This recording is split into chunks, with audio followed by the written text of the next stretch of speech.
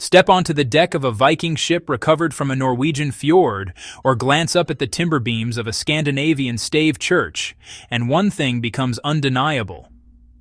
The wood is still strong. Modern builders can coat timber with every chemical and synthetic preservative imaginable, yet nothing consistently outlasts what the Vikings did. How did they manage it? How did they stop moisture, the primary agent of rot, from destroying wood without plastics, paint, or industrial sealants?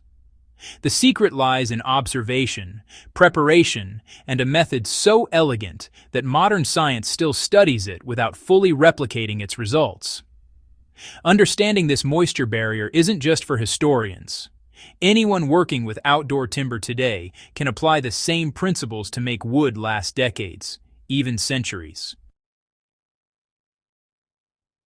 Vikings knew that moisture is the enemy, not the wood itself. Rot is a biological process, requiring water, oxygen, and fungi to thrive. Vikings may not have known the word fungi, but they observed patterns meticulously. Timber beams in contact with damp soil or exposed to standing water rotted first, while elevated, well-ventilated timber lasted generations. Heartwood naturally resisted decay better than sapwood, and mature trees yielded denser, more durable timber. They selected their materials with precision, cutting logs in winter when sap levels were low and ensuring that only the strongest parts of the trunk became structural beams. The lesson for today is clear. Begin with naturally strong, dense, and dry wood. Modern chemicals cannot compensate for poor material selection. Surface charring created the first layer of defense against moisture. One of the most underappreciated Viking techniques was controlled charring of timber surfaces. Beams and planks were slowly exposed to flame until the surface darkened and hardened without burning through. This process drove out moisture, collapsed surface pores, and chemically altered the wood in a way that discouraged both water absorption and fungal growth. Archaeological evidence from Viking ships, such as the Gokstad and Oseberg vessels, shows that charred planks remained resilient even after centuries submerged or exposed to harsh climates. If you want to replicate this today, carefully pass a controlled flame over exterior timber, darkening the surface evenly while avoiding cracks. The result is wood that repels water rather than absorbing it. Pine tar and resin sealed the barrier against decay. After charring, the Vikings applied pine tar, a thick resin derived from conifer roots and stumps. Applied while the wood was still warm, tar penetrated deeply into pores opened by heat, creating a flexible, water-repellent coating. Unlike modern plastic sealants, tar moves with the wood as it expands and contracts, preventing cracks that let moisture in. Archaeologists have documented tar usage not only on ships, but also on timber roofs, fence posts, and storage structures. For practical use today, warmed pine tar, or a mixture of tar and raw linseed oil, can be brushed into timber surfaces while warm, allowed to soak, and then cured naturally. The result is a barrier against water that modern synthetic products often fail to match over the long term. Elevation, airflow, and design reinforce the moisture barrier. The Vikings knew preservation was not just about coatings. It was about how wood was placed in the environment. Posts were raised on stone pads to prevent contact with soil, and beams were designed to shed rainwater efficiently. Roof overhangs extended far beyond walls, and joints were crafted to prevent pooling.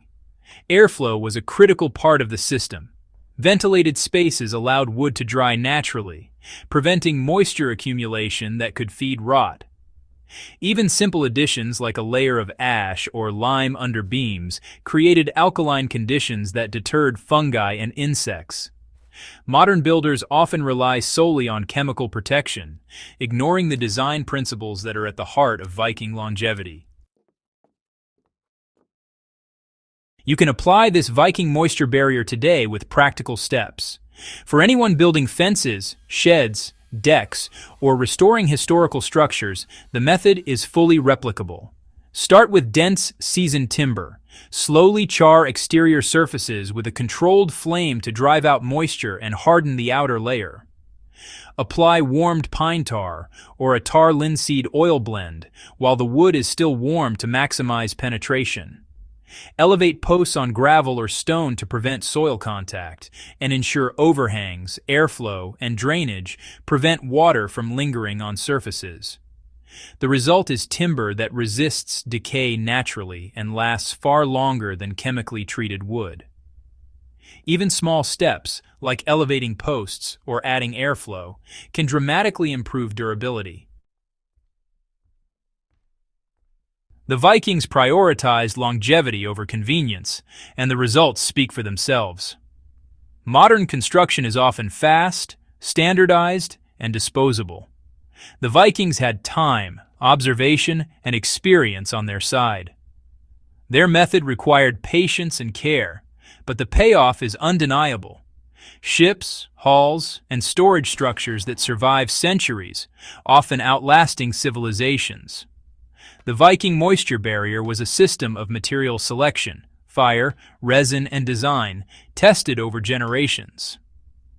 It remains one of the most effective natural wood preservation methods ever developed. If you want to bring practical history into your hands, protect timber naturally, and learn techniques that actually work, subscribe to Past to Live. Share this video with fellow history enthusiasts, survivalists, and anyone working with wood. By applying these ancient methods, we can preserve structures, knowledge, and craftsmanship that will last for generations.